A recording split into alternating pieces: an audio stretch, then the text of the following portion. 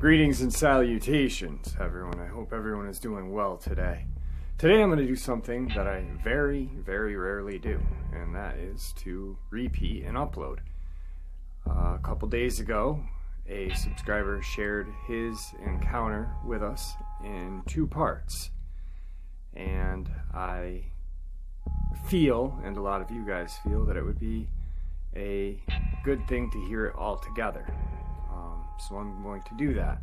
I also am going to include the ambulance encounter from Connecticut, because after he heard that encounter, it kind of gave him the courage to come forth with his encounter.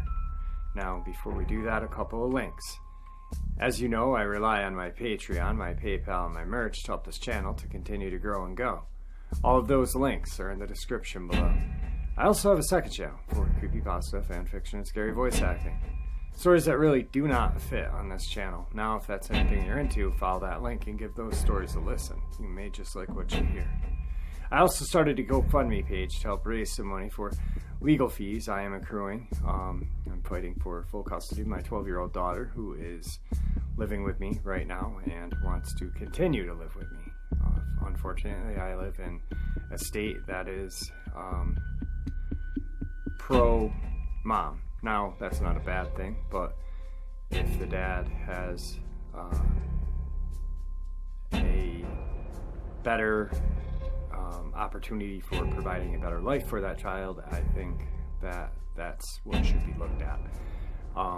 Anyway, if that's something that you're interested in helping with, that GoFundMe link is in the description below as well. I'd like to thank everybody who has generously donated and gave shout outs and prayers.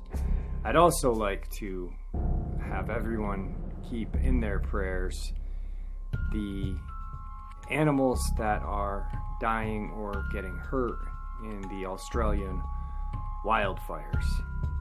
Total ecosystems are just getting wiped out,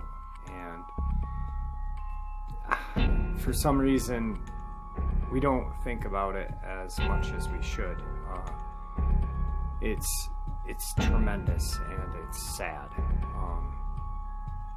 So please just keep everyone in Australia safe, and let's give some prayers to Australia and their people and wildlife.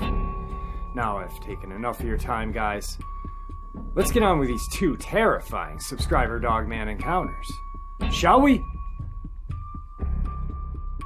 Today's first Dogman encounter. First, I'd like to say I've been a long-time listener of your channel and am continuously entertained and captivated by your narration and videos. Anyway, I had a Dogman sighting a few years ago, in 2010. I was working in an ambulance at the time with a partner, and only recently did my partner divulge his side of the story to me. It was initially a Reddit post I created years ago, but with the addition of my partner's information, I've rewrote it into something that is easier to read to the audience. After the sighting, I became obsessed on trying to figure out what it was that we saw when we were in the ambulance. My partner wanted nothing to do with it and completely shut the topic down anytime I tried to bring it up. Until about a week ago, I finally got him to cave and tell me what he saw that night. I've only shared this story a couple of times, and this is the first time it's been shared with the additional information. It's unique, at least I think, in that it takes place in Connecticut, not exactly Dogman Central. So the first part will be my point of view in the original post, edited with some details that I left out. Hopefully it reads less like a Reddit post and more like something you can share with your viewers. My work partner that night refused to acknowledge or talk about the event for almost 9 years. The second part will be from his point of view. I'm a former paramedic who plays EMT on the weekends now. I've always thought if I were to experience something paranormal at work, It'd be in any one of the number of ambulances I used in the account of all the souls that have passed through. My partner and I this night weren't that lucky. I used to work in a moderately sized city in central Connecticut, and our company covered surrounding towns and had contracts to cover inter-hospital transfers and things like that, much further away from our 911 coverage area. City itself is only a couple of 100,000 people, with suburbs and a river valley, and then rural woods beyond. Nothing special. We had to respond to a fringe in our coverage area, another town in another corner of the state, literally nicknamed the Quiet Corner because it was so low populated and very heavily wooded. After almost getting there, we wound up being canceled by a closer unit en route. It was 4:30 in the morning on a Wednesday in the autumn of 2010. We were turning around in this notoriously small, one-stoplight town. The ride back to civilization from where we were was only about a 20 to 30-minute trip, but it's a long, straight, two-lane state route with dim streetlights and thick forest on both sides, with occasional residents and very few small businesses. We turned off of State Route 44 and onto a road named Pumpkin Hill Road, which, after a couple more turns onto side streets, was going to drop us further down on 44 in the direction we needed to be going. Surrounding us was state forests and a couple of dirt roads, a couple of small rivers, a small lake, and not an awful lot of homes. The homes that were there were spaced apart pretty well. I was riding in the passenger seat with my face in the laptop, writing our canceled tag, mentally preparing to go home after a long night. My partner asked, "Do you see that?" and began to slow down. Pumpkin Hill was a gravel road that's fairly narrow, and we had jet black forest on both sides of us. Visibility in front of us was clear, but to the sides you couldn't see past the 5 or 6 foot tall hedgerows that lined the road behind the guardrail. The cab was illuminated by the laptop, so I shut it and looked up, squinted a little, and there I saw, only 100 feet or so in front of us, a very large dog. A very large dog that's silver gray with straight cropped ears with little tufts atop of them, walking away from us ever so slowly with a very unusual gait, almost like it was limping. Damn thing had to be 4.5 feet at the shoulders. My partner slows to a crawl, thinking it's hurt and maybe it has a tag or a collar. We thought surely such a magnificent beast had to have an owner. As we slowed to a crawl, some shit happened that I will never unsee or forget, and it's that day that I started believing that not all things are what they seem. The idle of the ambulance wasn't its usual roar. We're just creeping about 5 miles an hour and gaining. I was on the passenger side, and it was on my side of the road. The plan was for my partner to put the flashers on and for me to whistle or hoot to see if our new friend was acclimated to humans and needed help, or if he was street tough and to let him on his way. We closed the 100-foot gap to around 25 to 30 feet. As we closed our distance, and right at the 10-yard mark or so, my partner and I simultaneously got the sense of dread. I was suddenly very aware of how much shit I was in, and my blood turned cold. The hair on my arms and neck stood on end. My vision narrowed, and my heart started pumping well over 120 beats a minute. The fucking dog stood up. He just stood up. Not like a domestic dog or a bear or a domestic cat would. Their movements are kind of awkward when they stand, and they are usually pretty quick to go back onto all fours after a couple of steps. And we do have black bears here, but this was definitely not a black bear. It was far too big. The creature was meant to stand up, and he did it fluently, as you would you or I. My view of this was from behind, and that bastard's shoulders would have put an NFL defensive end to shame. It was a massive animal. My partner stopped the truck. The beast cocked its head to the side ever so slightly to the left, revealing a single yellow-green glowing eye shine, then turned to my side of the woods and bolted. It was over as soon as it started. Now, what my partner and I have always called the werewolf, we estimated him to be around 7.5 feet tall. Our ambulance has a little over 13 foot of clearance, and the tufts on his ears lined up with where out the emergency lights were on the front of the top of the truck. The top of its head ended to where the windshield ended. Its shoulders were easily twice as wide as a man's, maybe 4.5 feet to 5 feet. Its back muscles were well developed, and it had a tapered waist which led down to a bushy 3 or 4 foot long tail.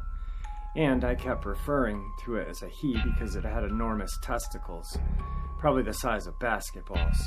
How it walked around without dragging those things on the ground, I have no idea. Its quadriceps, if I had to guess, was the size of a man's waist, anywhere between 34 and 40 inches. Its legs bent backwards like a canine's, and I could make out that it had an Achilles heel and a massive clawed foot. The upper body details were more alarming to take in. The ears were cropped like a Doberman. They stood straight up, and the tufts atop of them were a few inches tall on their own. When it snapped its head to the side to acknowledge us, it laid its ears flat back on the top of its head. He was all business when he did that. I got a perfect profile view of its face, and it had a rigid, straight cheekbones, which led away from its face towards a gigantic muzzle. The socket around its eyes looked incredibly human, and the eye itself was probably the size of a racquetball, and it wasn't reflecting light from our scene or headlights. It was definitely glowing yellowish green. The muzzle couldn't have been a foot long, and it had a big old shine, maybe a wet dog nose, right at the end of it. Its mouth was partially open when it turned its head and then looked like it swallowed. I only caught a second or two long glimpse of its mouth. Its gums were black, and it had that dark, maybe purplish tongue. Its teeth were bright white, and it had 2 pairs of fangs. They weren't incisors or inside its mouth. It had a pair of fangs that sat at the front and the outside of its mouth, and at the front and bottom of its mouth. With its mouth closed, you could still see them, and these were teeth designed for puncturing, ripping, and tearing off. Of its incredible shoulders were arms, which were jacked, and almost twice as long as its legs. The claws of the Dogman ended to around where its knees were, and its claws had to be 5 or 6 inches long. The claws were attached to digits at the end of a hand and did not look anything like a paw. Its forearms were longer than what its humerus would have been and made up the majority of its arm itself. Above the elbow were its biceps, which, if I had to guess, were somewhere around 40 inches around and well-defined. Watching it stand so fluently made sense looking back, as it obviously used the power in its legs and did a sort of push-up with its gigantic long arms to spring into that position. The thing that always bothered me, though, was that the little head tilt it did. I got the sense of dread before it stood up, like my mind and body knew something bad was about to happen, but it didn't know what. It was almost telekinetic, if that makes sense. I just got that feeling from the werewolf, like, I know you mean well, move on, and I was never here. Then it vanished. The expression on its face wasn't anger or a scowl. It was more like a look of indifference, annoyance. Like it was saying, "Aw, man, who the hell are you? I have to deal with this now?" When it rolled to the right, it bent its legs and just leapt straight up and over the hedgerows and guardrails. Didn't do a run to start or even squat that much. He just turned and jumped, and when he did, he kept his body elongated. So, from the standing position, it went at least 6 to 7 feet in the air and far enough back and over the bush to not be seen anymore. Another easy 10 or 15 feet. After that, my partner punched it, and we drove fairly recklessly to get off that gravel road and back to one with at least streetlights. I would have never asked him to slow down. We both wanted to get out of there, and we fled with a sense of urgency. I've seen many canines stand on their hind legs. I've never seen a hellhound sprint with precision over a guardrail or brush. That messed with my head. After a lot of research, I came upon legends of Michigan Dogman and the Beast of Bray Road. The only problem is, I live in Connecticut, and we are not known for our Bigfoot sightings or wacky crypto stories. The town of Pumphrey, Connecticut, which was close by to the town where this happened, does have some interesting wolf lore, and a park named Wolf Den State Park. Short version of the story is Israel Putnam, yes, that General Putnam, the Revolutionary War hero, killed the last wolf in Connecticut in the Wolf Den, I think around 1764, before the conflict. The story, as I recall, wolves in Connecticut were hell on the livestock, and the settlers had killed the last one of the she-wolf's cubs and her mate. So the story goes, she started slaughtering livestock and stalking and attacking people. Not to eat, but to kill. One morning she massacred over 70 sheep, and Israel Putnam was tasked to putting her down. He tracked her to her den and did so. The wolf den is still there to this day.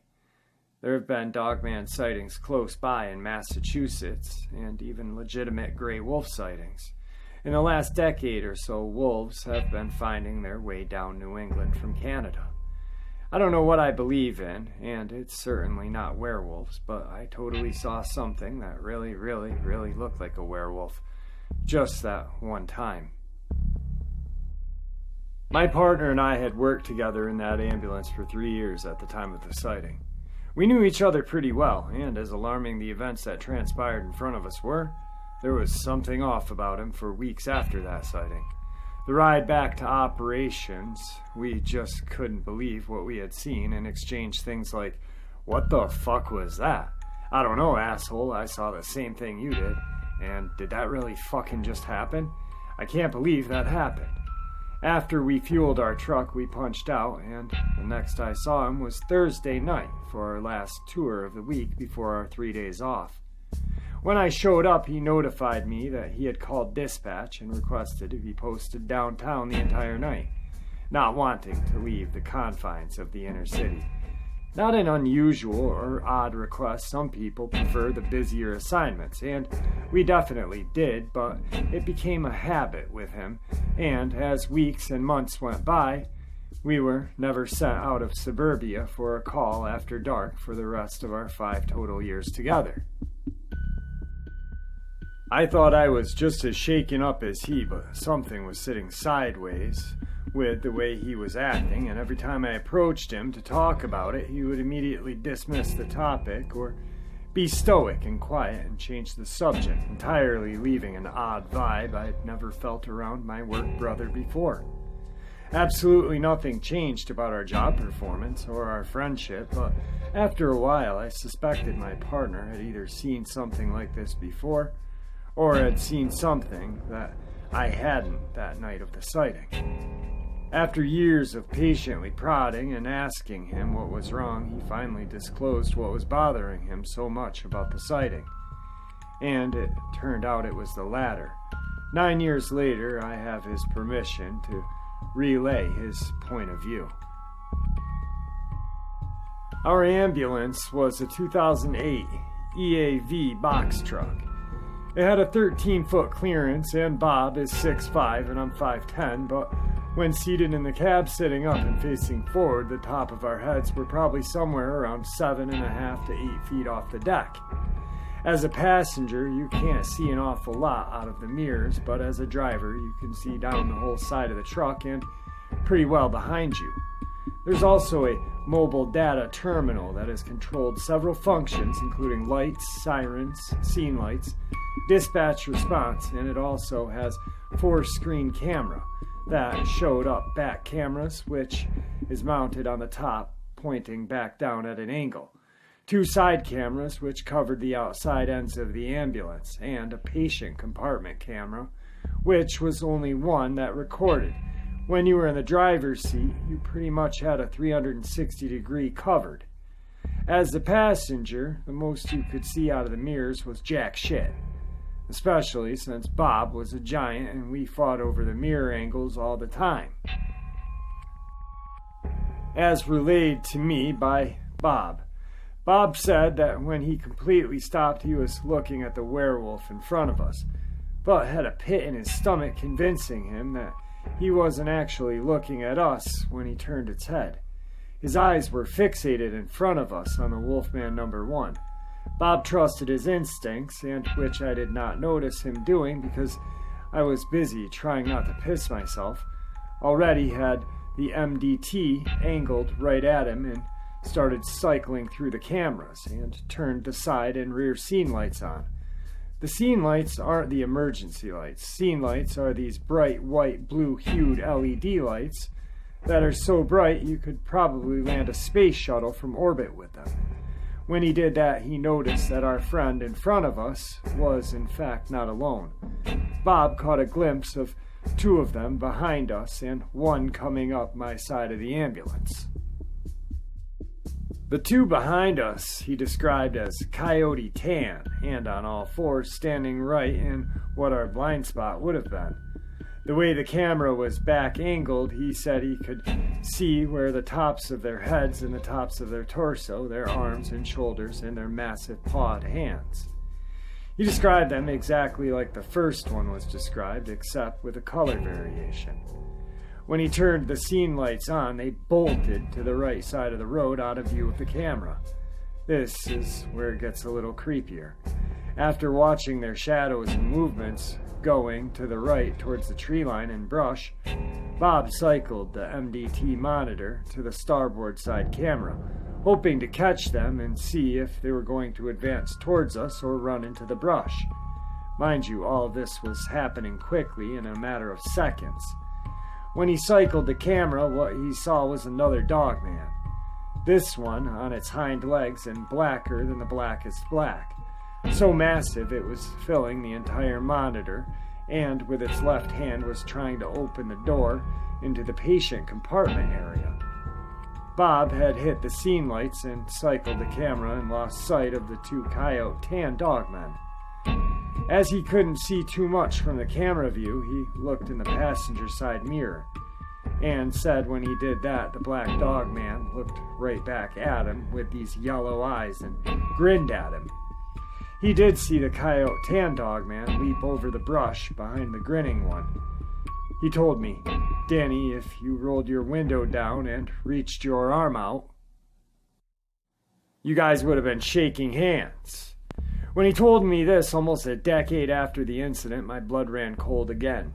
He didn't discuss it for years, and all this time I had no idea one was less than 5 feet behind my right shoulder. He said the grinning Dogman was a sinister-looking son of a bitch. It was clearly trying to stealthily open the patient compartment door on the right side of the bus. Luckily, the locks engage when the vehicle is in motion. When it was staring at him in the mirror with its toothy grin, it moved its head and saw the Dogman we initially spotted jump up and over the brush, then followed suit. My partner said it stopped grinning and almost looked like it was having a chuckle with itself. Honestly, it looked like an asshole. Turned to the right and jumped up and over the guardrail with the rest of the pack. As we drove away, I rolled my window down, and we did hear the very loud, almost like chirping or yapping. It was more like the sounds hyenas make. When I did that, Bob said, "Roll it back up. What the fuck is the matter with you?" As we sped away, it was over. The whole event couldn't have lasted more than a minute and a half from when we first spotted him 100 feet down the dark road. Knowing my partner's side of the story now, after all these years, what bothers me the most, which is what was probably bothering him for so long, is where did the other 3 come from, and what was their plan? What if I was someone alone in a Prius or a Mini Cooper or something? They'd be wolf shit. Were they out on the prowl just looking to ambush motorists, screwing with people? They were so intelligent to move into blind spots and had a distraction in front like a classic ambush. After having thought I settled my nerves over the years, I still have more questions. I'm afraid I'll never have the answers to. That's what my partner swears happened that night. We saw the wolf beast on Pumpkin Hill Road in the sleepy little corner of Connecticut in our ambulance. today's second Dogman encounter. Hey Jeff, I wanted to start by telling you that I've followed and subscribed to your channel for the last year. Memories of my counter a little over 16 years ago were stirred up by the ambulance encounter you told us. I was also contacted recently by the government agency that had given the all clear to move back home when I was ready. This will become more clear in telling the story. Also to note, Robert is not my real name and this is a junk email, as I still work in government service and do not want to be identified. Back in the fall of 2003, I was working as a sheriff deputy approximately 75 miles west of Denver, Colorado. I was a young and new, fresh off of field training and almost off probation. It was late afternoon and I was dispatched to a call about a bear outside of a caller's house. I acknowledged the call and traveled to the location. I was less than 5 minutes out. A minute before arriving, I was called over the radio that a bear is now outside of another house, but this was 2 miles away. I thought that was odd that a bear could cover so much ground in such a short period of time. Backup was 15 minutes or more out, as there were only 4 deputies, including myself, on shift. I rerouted myself to the new call as the person on the phone said it was outside of their house at this time. Upon my arrival, I pulled out my department-issued Remington 870. This one was a loaner, as it was my supervisor's 14-inch barrel model. I ejected 1 round of buckshot and loaded a spear 1-ounce high-brass slug into the chamber, followed by 2 more in the tube. My last 2 shots would be standard-issue Federal premium copper-coated double-aught buck. I knocked on the door. A woman in her mid to late 30s answered. She was shaken and told me that a bear was outside her rear window of her house. She saw the back of the head and one eye looking at her from the inside. She said that she noticed it. It moved away from the window, growled, and hit and scratched the house. She wanted me to check the area and make sure it was gone, as her 2 kids would be returning home from school practice. Don't remember what it was. I had maybe an hour of daylight left. I radioed to backup that I would check the area behind the house for the bear. Backup deputy number 1 was 5 to 7 minutes out from me. Backup deputy number 2 went to the other house for the first call. This was due to the first caller getting more scared and wanting a deputy. Walking my way to the backyard, I looked at the window where the homeowner said she was when she saw it. The window was almost 6 feet up from where I was standing. I thought to myself that'd have to be a pretty big bear. I also noticed scratches in the siding of the home at the bottom of the window. They were pretty deep and 5 lines running from 1 to 7 o'clock. I then made my way to the wood line past her backyard. I walked straight into the woods and came upon a small creek. The banks of the creek were several feet wide and the water running through it was approximately 10 feet wide and 6 to 8 inches deep. The bank of the creek rised approximately 3 feet on both sides. Following the creek about 50 yards into the forest, I saw a large, brown, furry animal walking away from me on all 4s. At this time, I clicked off the safety to the shotgun. I was walking along the dry bank of the creek and trying to make my way up to firmer ground. But the bushes along the high portion of the creek blocked me. I then moved my way towards the large tree along the bank, as just past it was an opening to higher ground. When I got to the tree, I switched the shotgun to my left hand and used my right to grab onto the tree. The animal heard me, turned towards me, stood up. I then thought to myself, this is no fucking bear. Just then, a huge face of a wolf creature appeared literally a foot away from me from the brush by the tree. I was fucked. This was like the scene out of Jurassic Park where the raptor surprises the hunter from the side and kills him. I did the only thing I could think of and let go of the tree and fall to the bank below, just to create some space. The creature was too fast and grabbed my right arm and held me in place. Its massive hand covered 3/4 of my forearm, and I felt a searing hot pain of one of its claws penetrating my department jacket, digging into the inside of my forearm. The creature looked into my eyes, grinned, and growled or laughed, as it was the oddest growl I'd ever heard. I used all my strength in my left hand, wrenched the shotgun around to point it at the creature, and pulled the trigger. I didn't think the creature saw the shotgun until it was too late. I nailed him right in the upper stomach. I was released and fell to the creek bed. I had an unusually soft landing, or just didn't feel anything at the time. I switched the shotgun to my right hand, racked it, and fired at the only thing I could see, its head. I saw a jawbone fly, and then it was quiet. I immediately remembered the other creature up the creek, turned and saw 3 more standing about 35 yards away. I racked the last slug into the chamber and fired at them. My round grazed the center creature's rib cage. It let out a yelp. I had fired the last 2 rounds of buck. I know the spread hit them all. They all darted up the opposite side of the creek from me and out of sight.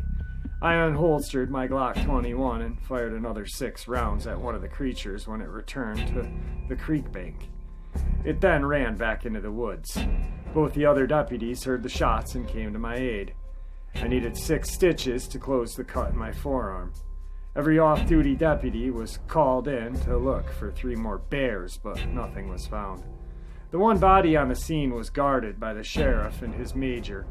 The feds showed up from Denver in about an hour. I was asked a lot of questions and asked multiple times if I was bit. I also had my blood drawn 3 times over the next 3 days. I was told to check for rabies, which I know they weren't looking for at all. At the medical center, after getting stitched and cleaned up, Agent Bob, this is what I call him to this day, in a thick southern accent, came to me and told me he was impressed that I didn't die from coming upon 4 bears, and that the one that I had killed was a very large one. He had given me a handwritten card with his number on it, told me to call him if I see any more bears. I asked him if I should stock up on silver, kind of tongue-in-cheek move on my part, telling him I know what we're talking about. To my shock, he told me that wouldn't be a bad idea, but a slug to the head seemed to work. The sheriff came in and told me he was going to give me a commendation for protecting the public from a crazed bear, and to take the next 6 weeks off with pay to heal from my injury. The first dogman that grabbed me is described as all black with shades of gray mixed in the coat. The eyes were pure gold color with small circular wisps of black. There was no eye shine as it was still daylight, and it purposely got in my face to show me its dominance. In fact, it was so close I could see the dark plaque build up on its front teeth and canines. The closest image is the one you use with the dogman face in the grass. The first time I saw that image, it gave me an instant flashback. The way it looked at me and grabbed me, I saw extreme intelligence in its eyes. It was blind luck that I survived. If I did not click off the safety of the shotgun or maintained a firing grip when I transferred it to my left hand, I wouldn't be here today. Before I left for the medical center, I was able to look at the body after my sector partner bandaged up my arm to control the bleeding. There was not much left of the face. The ears were like a German shepherd's, but with tufts at the peaks. The hands almost reached its knees. The hands were massive, and the claws did not look like they grew out like fingernails, but like they were extensions of the fingertips. I picked up the hand, and one of the other deputies said, "Should I do that? It might be carrying diseases." I said, "We already tangled, so I'm probably already done." The hand felt very leathery, and the claws weren't really sharp, but with the force they're being driven at, it could cause a lot of damage. This male had what I call a slight chest puff, like a mini mane that some dogs have. The legs and feet looked like how we would look if we walked only on the balls of our feet, with the heel being more of a joint. Unlike a dog, this one had 5 toes, not 4, but it still looked like a larger pawed foot. There was no tail that I could see, but it was lying on its back. I stretched out its left leg and estimated its height to be approximately 8.5 feet tall. I'm not very good with weight, but the feds needed 2 Kubotas to drag it out to a waiting 3,500 truck. Now that the descriptions are out of the way, I will move on to the rest of the story and where I have been relocated by the feds. I was dropped off that evening to my small home. It's a nice, 1,050 square foot, all brick, 2-bedroom, 2-bath, on 3/4 of an acre. Perfect for a single guy like me. My nearest neighbor is about 600 yards away. My parents helped me purchase it when I got my job. My parents live in Denver. I was greeted by my small, female German Shepherd, Lucy. She was happy to see me, but kept smelling me, and she just kept tucking her tail. After getting cleaned up and changing, she was all hugs and kisses after that. The next morning, I checked in with the sheriff's office. When I pulled into the parking lot, I noticed at least 6 Fed vehicles and a Fed armored vehicle like today's Bearcat. I went in and met with the sheriff. The sheriff handed me my commendation letter. He told me to read it carefully, as the feds were all over the office. He also told me that our federal friends were staying in town for the next few days to help the department try to locate any more bears. I went out to my car and took out the letter. Inside was a note that said, "Meet the clerk at the courthouse, name redacted." I traveled there to meet with redacted. She handed me another envelope and told me to read it here. I opened the envelope and read the handwritten letter from the sheriff. It read as follows. "Son, I can't help you in your time of need as my hands are tied and I'm being watched. So are you. The agents are using you as bait. You are being followed by them, but I don't think they're here to protect you. Protect yourself how you can. Don't leave and go to home to your parents, as the others may come back for you. When you get through this, we can sit down and talk about what I know. You have 1 down and 6 more to go." After I was done reading it, she shredded it and flushed it down the toilet. Over the next week, I went to all my doctor's appointments, which were held in the mobile command bus by the doctor. I had never seen her before. She was nice, but barely said a word. Agent Bob stopped by and asked if everything was okay at home. I told him everything was fine. He said to me, "Great," and on his way out, he looked back at me and said, "Trust your dog." I always carried my Glock 21 with 3 additional mags, and at home I loaded my personal Remington 1187P shotgun, similar to the one that I carry at work, but this one's semi-automatic and held 7 in 1. I loaded it full of slugs and set it by my bedroom door. Thank you, Pops, for the police academy graduation present. On night 11, I woke up at 2 in the morning to my dog whimpering and growling. I could hear what sounded like multiple footsteps outside of my home. I had my blinds closed in my bedroom and didn't want to open them. I went over and picked up my shotgun, rechecked it, and clicked the safety off. I opened my bedroom door and my dog ran out to the living room and the dining area. She immediately locked onto the back window. She tucked her tail and was frozen, but it was like she couldn't decide whether to bark or run. I had a desk set up in the dining area, as this is where my computer was, and I had a small desk lamp on next to the computer. While still in the hallway, which was dark, and around the corner, I used the mirror on the opposite wall to look at the window.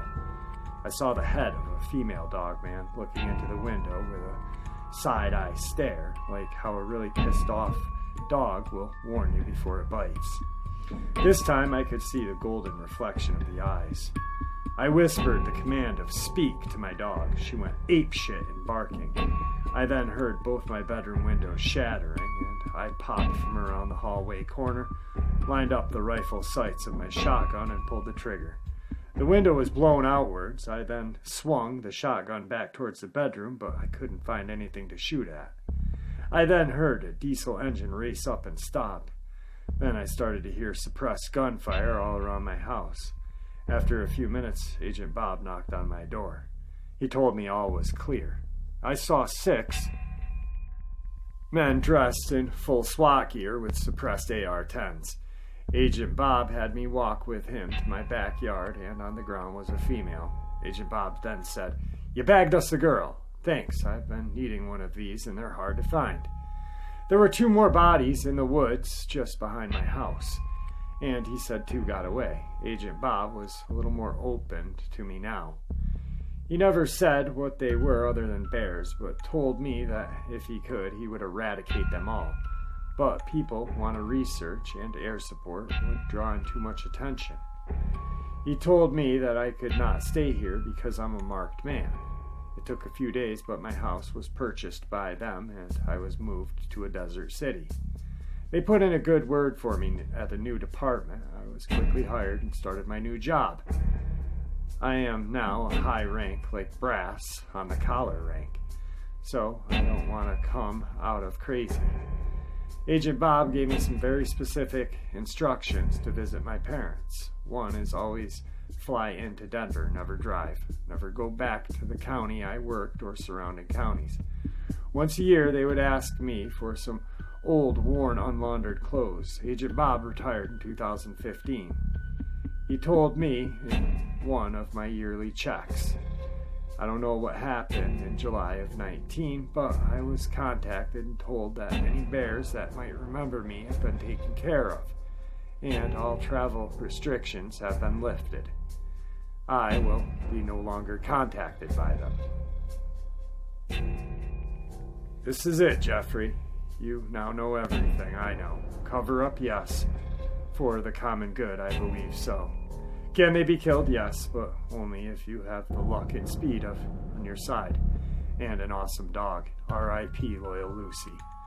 Finally, I feel that since everything is over now, if I tell my story, the feds are not going to care, as I'll sound crazy. The others in my group feel the same, as none of us ever signed a non-disclosure agreement. I think the feds know if I come out with our stories, we will just lose our jobs and look like kooks. Well, there you have it, guys. Two of the stories that I truly, truly love. Tomorrow night, I've got one hell of a lineup for you. I've got some subscriber military encounter with the Dogman, straight from Iraq, baby. Anyway, I hope you guys enjoyed this as much as I enjoyed sharing it with you again. And now it's all in one format so you guys can listen to it. Thanks, guys, for everything.